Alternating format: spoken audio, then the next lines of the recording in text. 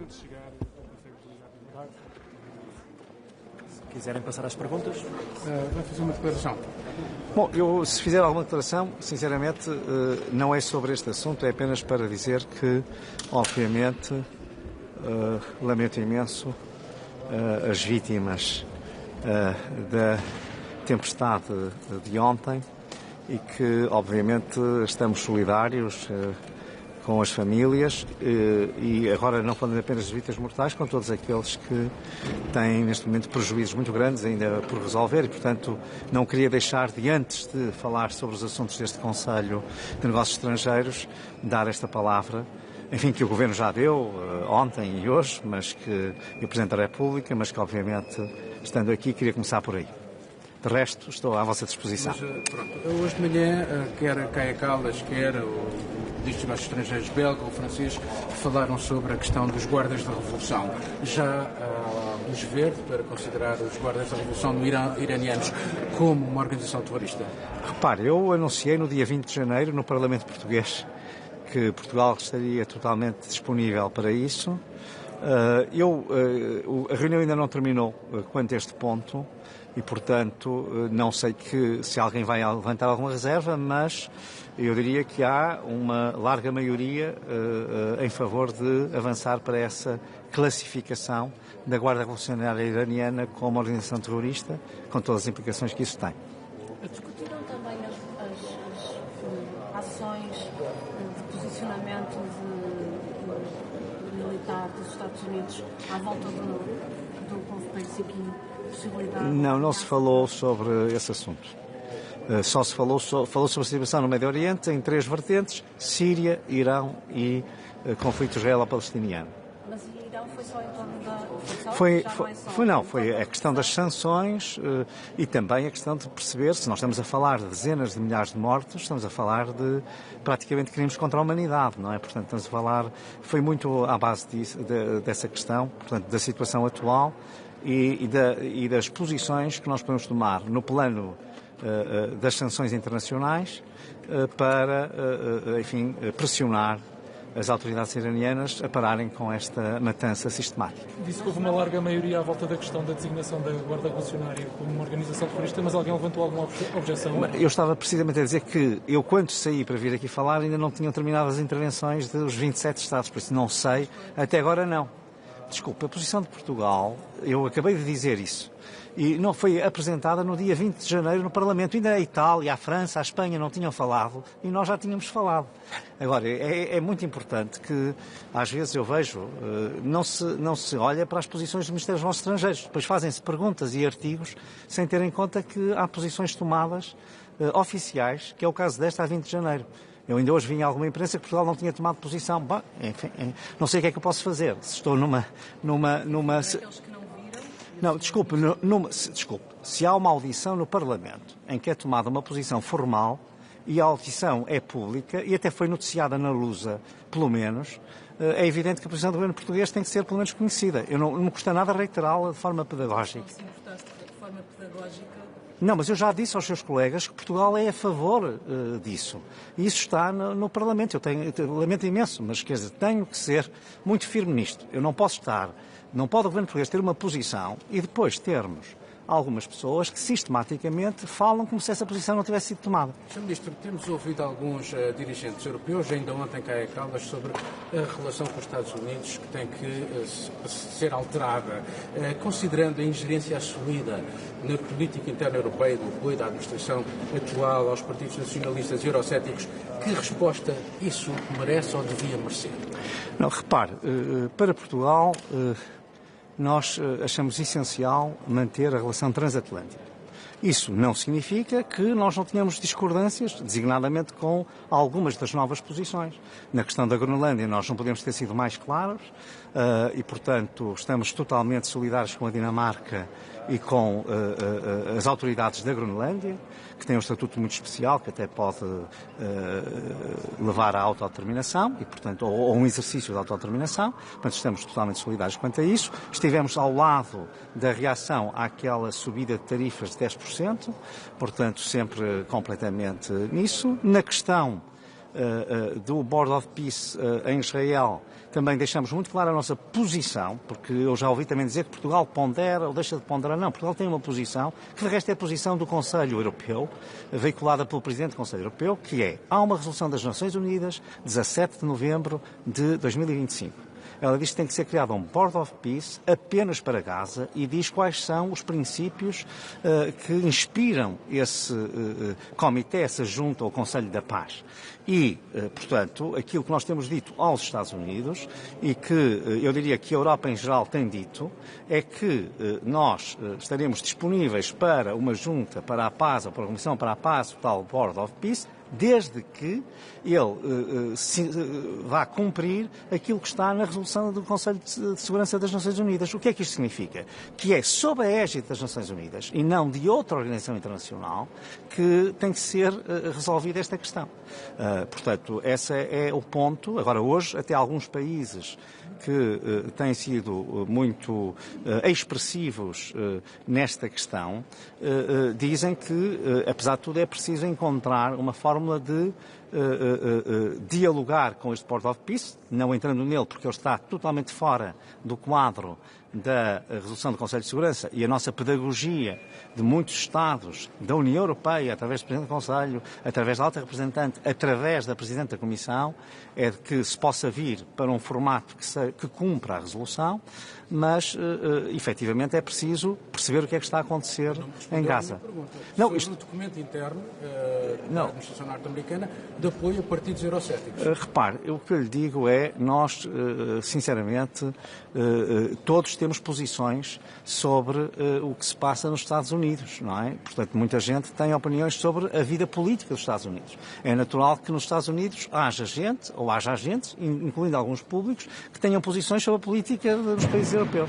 Mas, sinceramente, isso não vai interferir em nada com a nossa posição. Eu aqui dei dois bons exemplos do que é ter uma posição diferente daquela que tem a atual administração americana, sem, no entanto, deixar de dialogar com ela e de tentar trazer a administração americana para uma posição que seja consistente com aquela que é a nossa posição quanto ao direito internacional e à prevalência da Carta das Nações Unidas. Deixa-me fazer uma pergunta sobre a Ucrânia.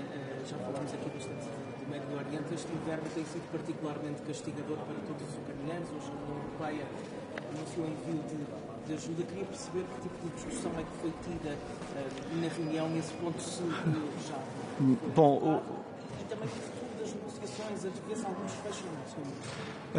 O que eu queria dizer é o seguinte: eu tive um telefonema longo com o ministro André Sibia na segunda-feira de manhã, que basicamente ele hoje também fez aqui um estado da arte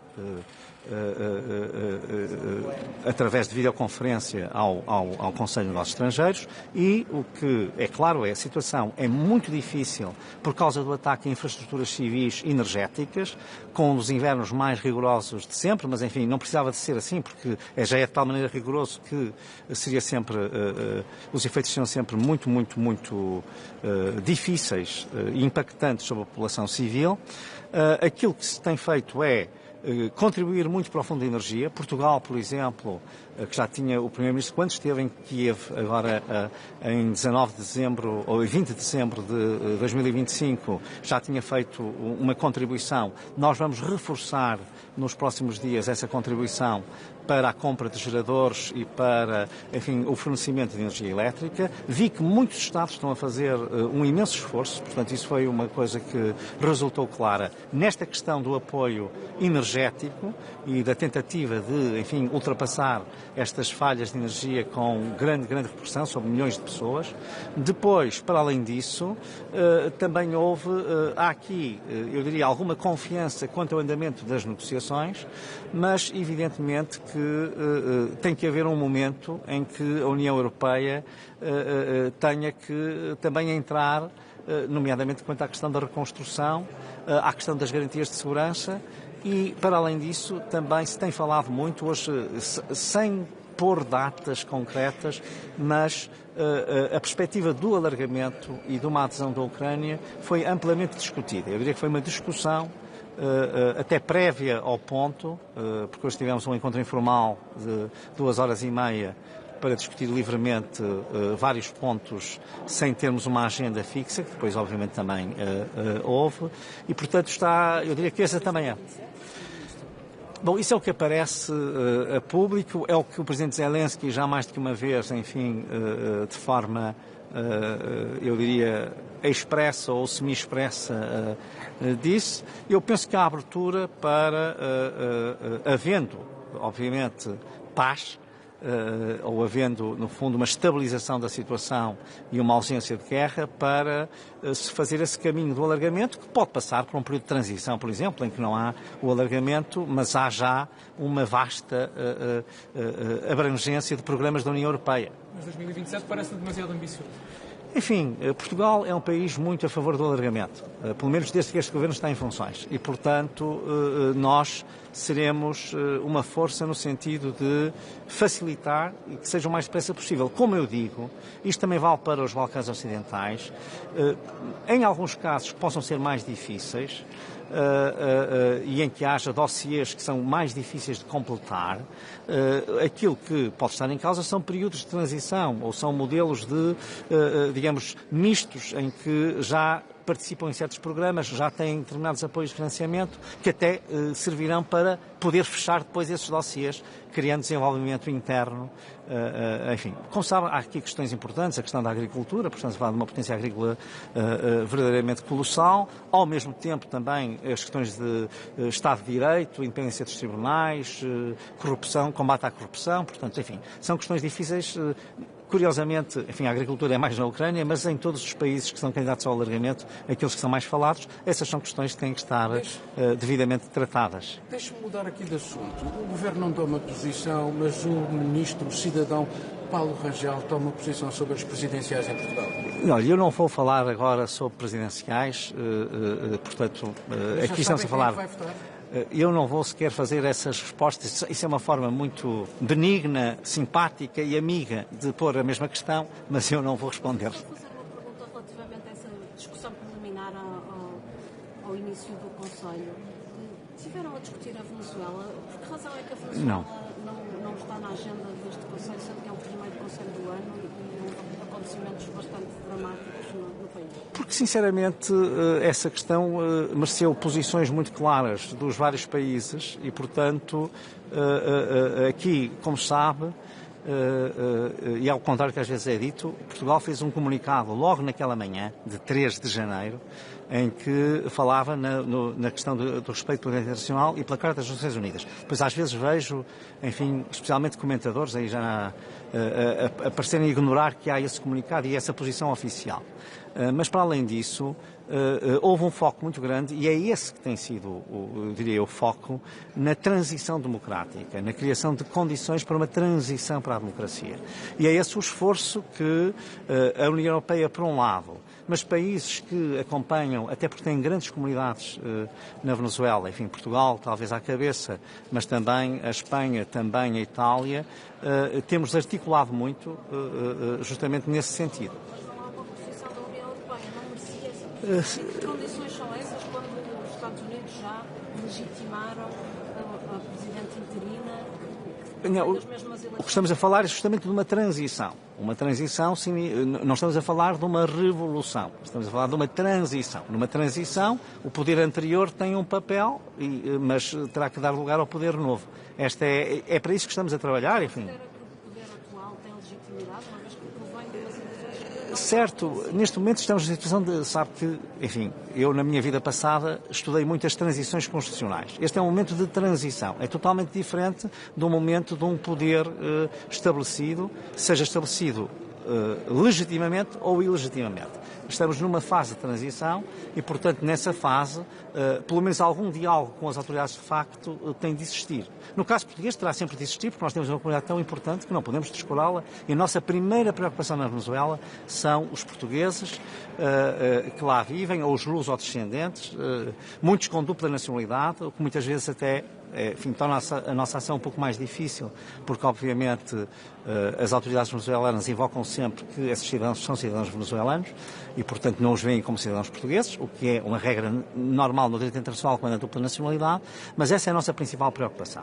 Mas, enfim, como eu estava a dizer, havendo uma transição, que nós esperamos que seja uma transição para a democracia, um diálogo, digamos, limitado, mas no sentido de criar condições para que essa transição se possa vir a fazer, obviamente que tem de existir. Essa é a posição portuguesa e, como eu digo, tem sido alinhada com a Espanha e com a Itália e também com a União Europeia. Eu posso lhe dizer que, quando nós tivemos notícia do que estava em causa no dia 3 de janeiro, que terá sido às 6h30 em Portugal, eu falei logo na primeira meia hora com a alta representante e com o meu homólogo espanhol e italiano. Portanto, até num caso fui eu que lhes dei a notícia. Portanto, só para dizer que nós estamos articulados nisso e, portanto, neste momento há esta incerteza quanto ao que vai ser, digamos, a evolução mais imediata no curto prazo e isso faz com que eu chame isto um período de transição que justifica, digamos, uma situação diferente daquela que havia antes, mas não ainda regular como aquela que esperamos que venha a haver daqui a uns meses, enfim, ao longo de 2026. Não só a sua declaração inicial, tendo em conta que o Conselho de Ministros já decretou estado de calamidade nas zonas mais afetadas, gostaria de perguntar se tem ideia, se há alguma intenção de recorrer ao Fundo de Solidariedade. Eu não me vou pronunciar sobre isso só pelo seguinte, eu não estive no Conselho de Ministros, estive aqui muito ocupado e, portanto, às tantas há decisões que foram tomadas de que eu não tenho ainda conhecimento. Terei com certeza quando chegar a Lisboa, será hoje ao fim da tarde ou ao princípio da noite. Muito obrigado. Obrigado.